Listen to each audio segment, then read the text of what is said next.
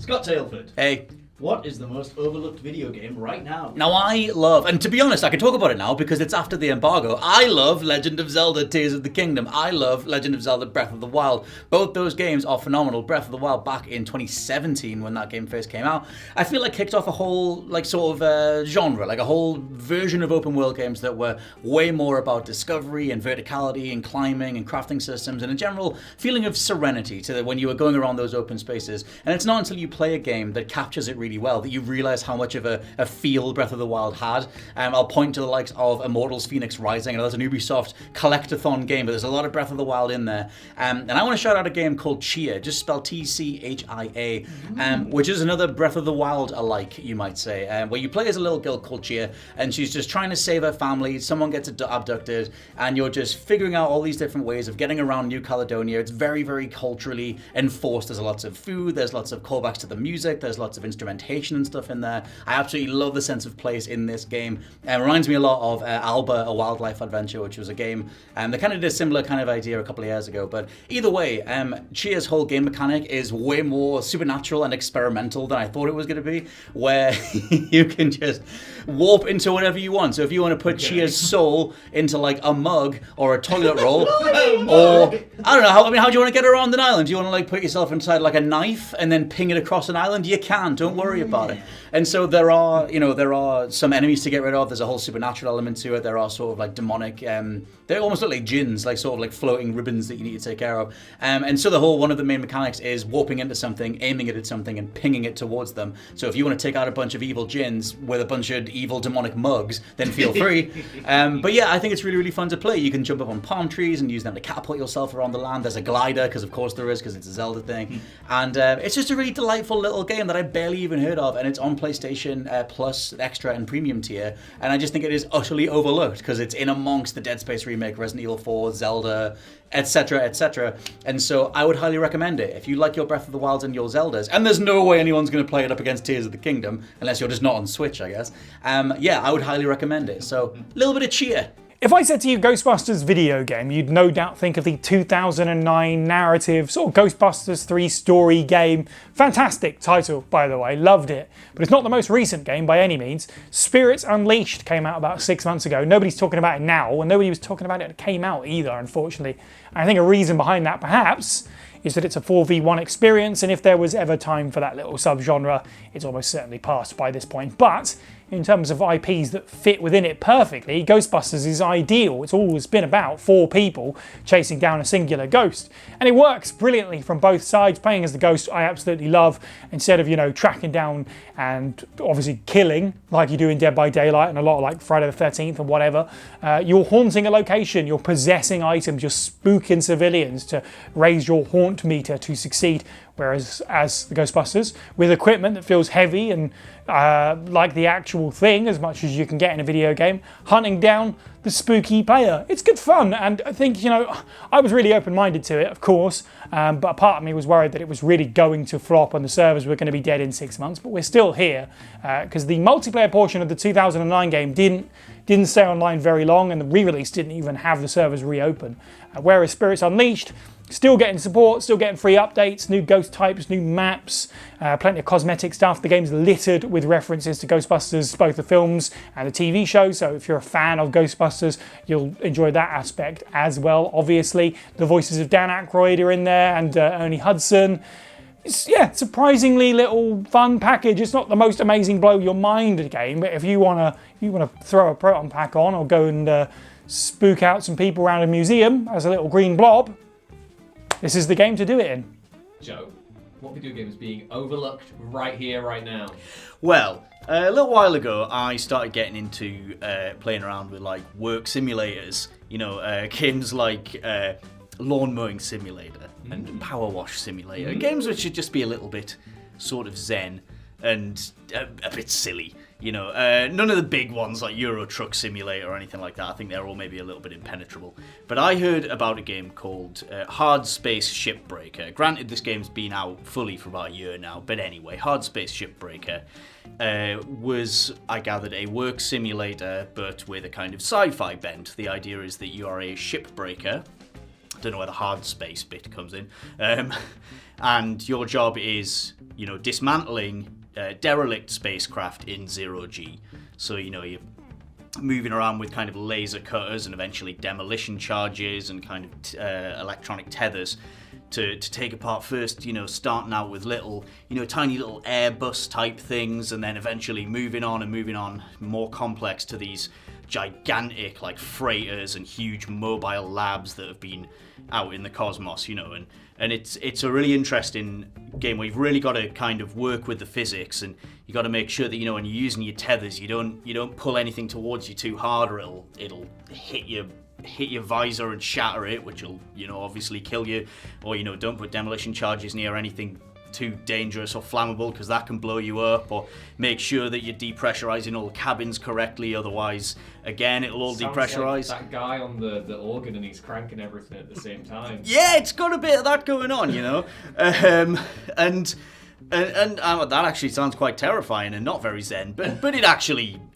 it's really quite relaxing, especially once you get the hang of all the 0G movement. You feel like an absolute pro, just knowing exactly which bits to take apart, which bits to fire over into the furnace and shoot into the processor for recycling, and it feels really great. But then what it also has, which I had no idea of, is this really interesting, quite involved and depthy story, which sets the game 400 or so years in the future, I think, where Earth is completely or almost uninhabitable because of, sort of rampant consumption and irresponsible use of fossil fuels and overproduction and, all the sort of stuff that we're currently being warned about.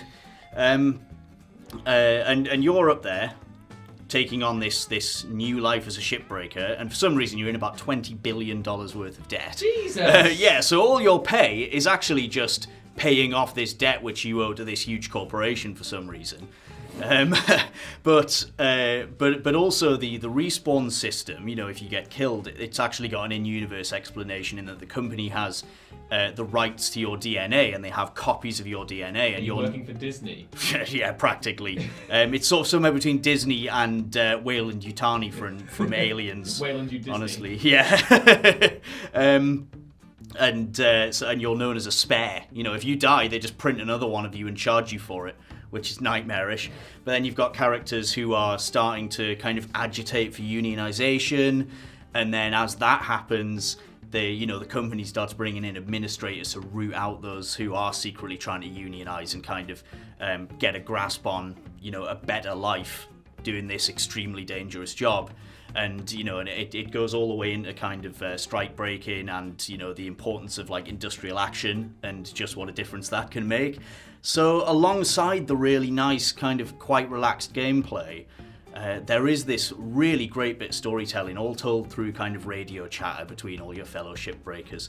And it's just a really great time. And, it says a lot, unionize and death to capitalism.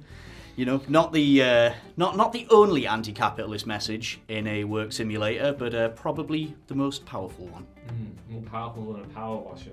Yeah, Power Wash Simulator actually has a subplot where the mayor's mining operation for precious jewels nearly causes a huge environmental disaster. So there's that. They're in the same universe. Maybe they are. So my pick for the most overlooked video game right now has to be Dead Island 2. Now, I know what you're thinking, Dead Island 2, really? But hear me out. Recently, a lot of games have been releasing not in the best of states. Understatement. Look at Redfall, which is just a complete mess. That was actually a game I was looking forward to playing in co-op. Yeah, that didn't turn out too great. And also Jedi Survivor, which I also bought on release and regret because that thing runs like complete crap on Series X, even after the patch. Like, why would I want to play an inferior version of a game that I've been looking forward to? Like, and why is it okay for EA to release that? Like, God knows. But back to Dead Island 2. This thing may not be the best game ever released, but it never claimed to be. And it delivers what it says on the tin. Like, as a huge zombie fan, like, who was massively let down by Dying Light 2, which also didn't work in co-op at launch, Just putting that one out there. This game's a breath of fresh air. Like, I've been playing it with my friends and we've been having a blast. Like, I think we're about 8 hours in. We've almost finished the main story, but we're going to do all the side content too. The story isn't the strongest. I mean, who plays a zombie game for the story? Like, but it's just more of what made the first game good, in my opinion. Like, this thing rocks, and I think it doesn't get enough credit for this, especially after the giant dev cycle that it had, been scrapped like twice or something like that. This is unheard of, a video game being released after all this like trouble and it actually being decent. It doesn't have any live service elements as well, and it's just a 7 out of 10 video game that knows what it is and accepts that. And you can't really give it much more praise than that, because like, it could have been a hell of a lot worse. Like, it could have been a hell of a lot worse. So yeah, Dead Island 2, who would have thought? Like, if you're a fan of co-op games and just a fan of zombie killing in general, like, I'd recommend picking this up if you've been on the fence, because 1, it launched not broken, and 2, it's a hell of a lot of fun. Dead Island 2, who would have thought? Who would have thought? Not me. Ewan Patterson. I'm back! Welcome back, the lovely, fantastic Ewan Patterson. I'm back. Hello, boyos. Misa back.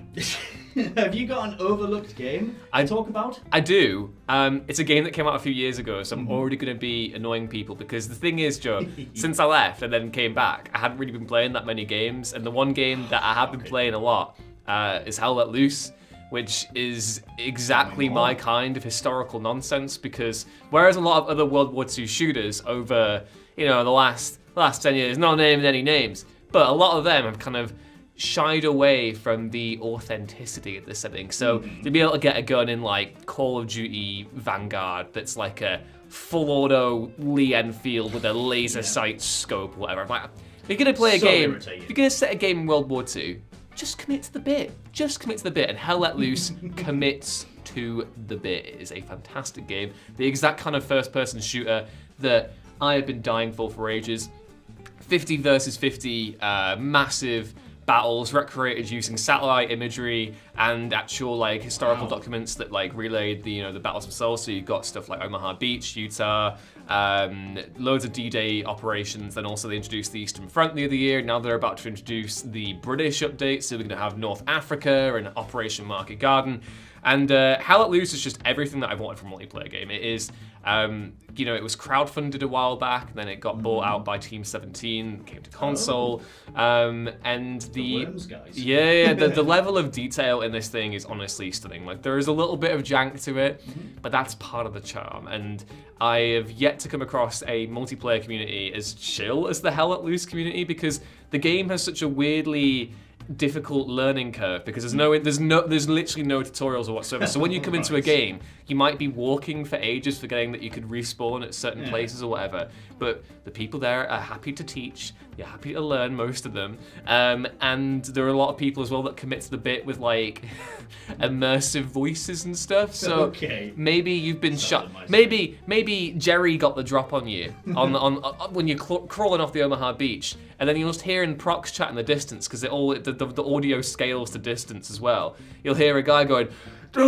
"Hey Ewan, don't you die, soldier!" And then they'll come over and then revive you, and you'll have a bit of back and forth. And I live for that kind of nonsense. That is the essence of pure multiplayer joy for me. Something that is so weirdly specific and niche, but is like great to play. Like, for instance, there's in every other game, you have a tank. Yeah. You do everything. You do, to quote the earlier metaphor of the guy on the organ, just the guy on the organ, completely. I'm not gonna say cranking the organ, because that's a bit weird, but he's cranking the organ, right? But in Hell Let Loose, you actually have to have a 3-person tank crew. So you got a driver who drives around, you have a guy in the gun, you have a tank commander that's got the periscope, and somehow 3 idiots need to communicate with each other to actually be effective. And it doesn't work out most of the time, not gonna lie. It's been, usually most of it just involves me being like, stop, and then someone driving me into the river. But when it does work, and you get the drop down on the cheeky little Panther tank and your Sherman Jumbo, chef's kiss good. Hell Let Loose, get on it if you haven't already. If you like FPS games, if you like history, and you want something a little bit different, now is the perfect time to jump in, because there's all kinds of cool updates coming out. There has been a few glitches as well. There are some things that aren't great, but overall, I'm I've sunk 600 hours into this game, Joe. Oh, 600. That's like approaching Rainbow Six Siege levels of problem for me. You know. Wow. Yeah, hell let loose. The goose is loose. The goose is me. I'm loose in hell. Josh Brown, Hello, Joe. what is the most overlooked game right now? Well, unlike you who chose a game from like 2 years ago, I'm actually choosing a game from right now because it's been a great year for games, I think, so far. Just in the past month alone, we've had, you know, Dead Island 2, we've had Star Wars Jedi Survivor, Zelda, Resident Evil 4, and in between all those games came a little title called Dredge, which dropped just the other month. And this is a very kind of small-scale fishing horror game, but it absolutely taps into a realm of horror that I love. It's that kind of, you know, eldritch monstrosities, the fear of the ocean, you know, coastal horror. And this game taps into that. Right up my street. I thought it might be. I really did. I'm pleased you're here so I can actually just pitch this game to you. Yeah, it gets that kind of atmosphere right. It stars you as a man who kind of ends up in this port unknowingly. He doesn't really know why he's there. You don't really know who he is. But the mayor gives you a boat and essentially says, go out and fish, pay off your debts, see what's out there. The twist is, when you start just fishing and you're catching cod and haddock, probably, you know, like they're in the game, but you know what I mean, you're just catching regular fish. At some point, you'll throw your rod overboard and you'll pull up an eldritch abomination from the deep, an aberration as it's known in the game. This kind of monstrous, mutated, cosmic version of a fish that's already in the game. And you'll notice that as night descends on the little fishing port that you're in, there are things in the fog that comes with the night that kind of want your skin and your bone and your organs between their teeth. You don't really know what's in the fog, but you have a madness meter as soon as night descends. And it's all about kind of trying to get to the bottom of what's going on. What is this fog? You know, what is the deal with the missing former mayor who has, you know, vanished from the town, and there's kind of a hush-hush conspiracy about him. And the beauty of the game is, as you explore and as you upgrade your boat through the fish that you bring back and you sell and you can trade for parts, as you become kind of more confident in your abilities and more equipped, you can go further afield. And every single other place that you venture to has some kind of secret, some twisted secret, some new monstrosity to find that builds to the overall mystery and just creates for this great sense of progression in a game that's dripping with atmosphere. It kind of blends a genre that I don't really have much familiarity with, you know, fishing and fishing mini games. I was going to say, that's a minigame, not a genre. Oh yeah, that's what I mean. I've been told that fishing games are a thing. Someone, Scott Telford told me that. You know, blame him if he's wrong. With this kind of brand of horror that I love, and it does it perfectly, it does it confidently, and I think if you are a fan of that kind of horror, or you're a fan of fishing games, which might be or may not be a genre, it's absolutely worth checking out. It's the kind of game that you want to play at night when there's rain, you know, tip-a-tapping on the windows, and you kind of pull up in a little cozy duvet, and you kind of like, you know, you get out a beer, you know, non-alcoholic because you don't want to fish and drink at the same time. That's really bad practice. And just kind of let the atmosphere flow over you like a wave on the ocean. You see, like, what I did there? Well, you've sold it to me, Josh Brown. It. Good. Let's so if I wanted to buy Dredge, Yeah? where would I find Dredge? You can find Dredge. We're not sponsored by Dredge, but you can find Dredge on like PlayStation, Xbox, probably Switch. It would be really good Switch game, I think. Kind of perfect for that. Sounds like it. No, it's not going to be on Switch, is it? It's going to make me look like a right mug.